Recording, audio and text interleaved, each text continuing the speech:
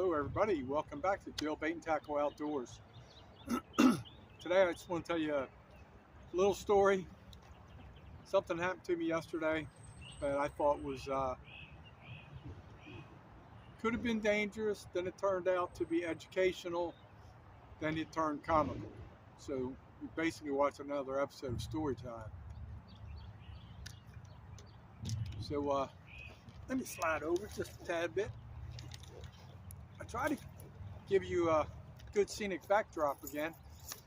There's some of the mullet or whatever's out there pretty active today. So I park almost daily at the same spot before I go to work and try and enjoy some nature and a little bit of tranquility. And sometimes there's some weird stuff that happens down there, just weird people. I mean, parks just generally attract a wide variety of people. So, excuse me. So I'm just sitting, just looking at the water and looking at YouTube, and I see somebody walk by, and I'm telling myself internally, be disciplined, don't get eye contact, be disciplined, don't get eye contact. Somebody just waved at me. I have no idea who it was. They got a nice little truck.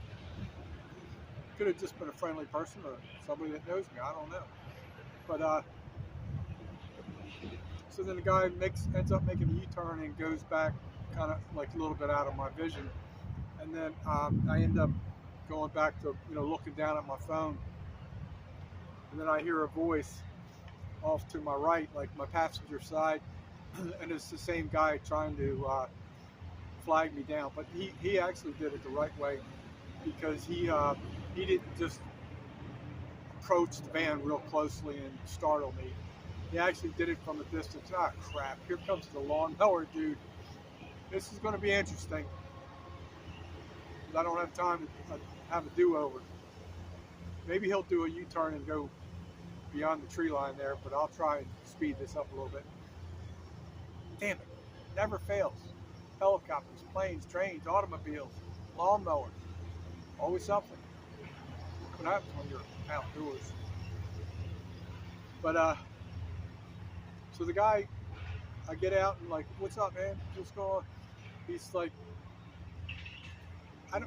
you know anything about fishing? Can you help me put some line on a reel? And I'm like, yeah, I'm pretty sure I can help you with that, And I'm trying to figure out if he's setting me up. Does he have somebody else with him, or what's going on? So I'm still cautious. So he's, I don't know, 30 yards behind my van, and I see he's got a brand new fishing rod and reel. It was a Daiwa. It's called Samurai. I actually haven't heard of that. I don't know if it's a newer model or what, but it looked like a decent little, starter combo. Then he's got some bags from tackle, and then the line he had was actually pretty decent line for somebody that really doesn't know fishing.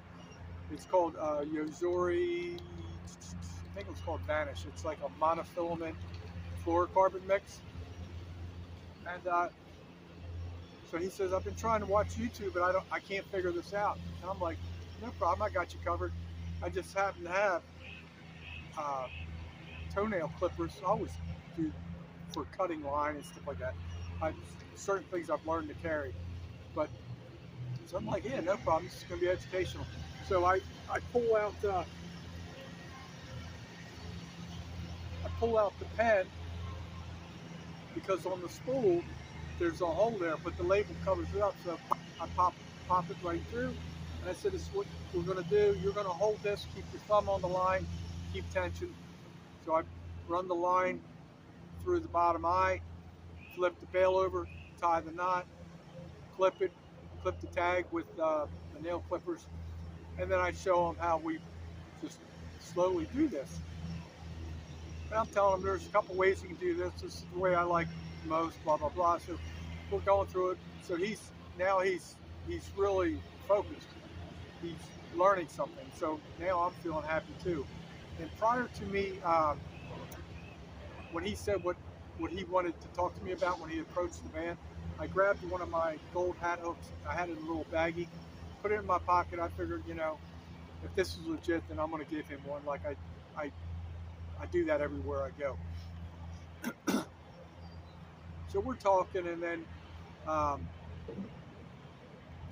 I said, what kind of hooks do you have? So he's got his bag from Walmart, and so his hooks weren't too bad.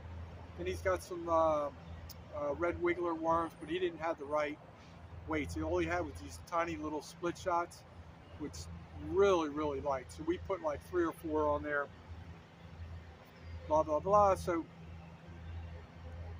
get him hooked up. He's real thankful. I give him, I literally hook him up with the hook.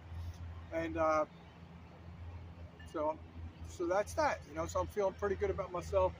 I come back to the van, chilling out. And there was something else I needed to talk to him about. Oh, you know what it was? I decided, let me go over there and talk to him about the right type of rigs he could use. Like, because those split shots were way too light.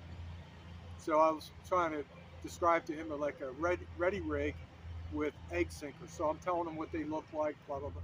But before I actually got to him the second time, homeboy's got a spinning rod, right? The reel should be on the bottom.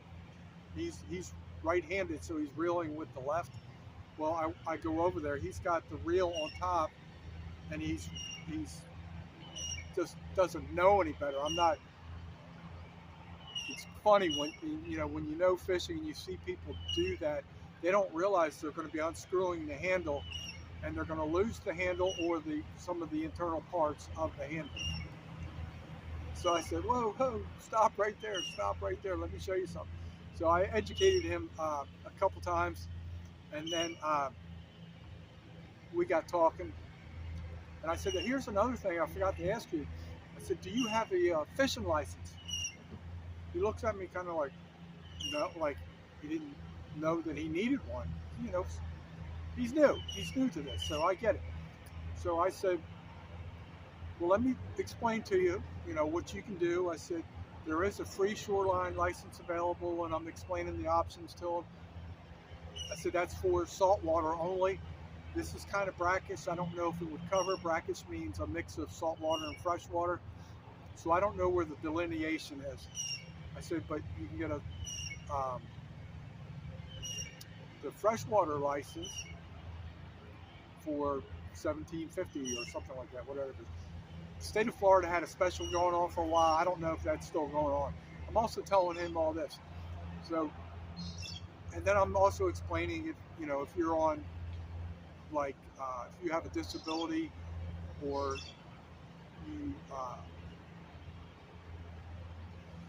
are on like food assistance from the government, stuff like that. So I'm explaining the cheapest options for him to him. Somebody just waved to me. Definitely don't know that person. They're just being friendly. But so then I said, well, let me ask you something. Just like you're a Florida resident, right? He says, no, I've only been around here for like 6 months. And I'm like, so where's your license out of? He says, Alabama. I said, okay, now we got the scenario's changing because you, as a non-resident, you don't qualify for a shoreline license. Now your license is going to be more expensive. You're looking at $47.50 for each privilege as a non-resident for a year. So then I'm like, man, you're in a really bad spot to be fishing without a license, because a lot of law enforcement come in here, the FWC, which is the Florida Wildlife Commission, they come in a lot, and he's really scared now. And he goes, what do you think would happen? I said, I don't know, man. You just never know.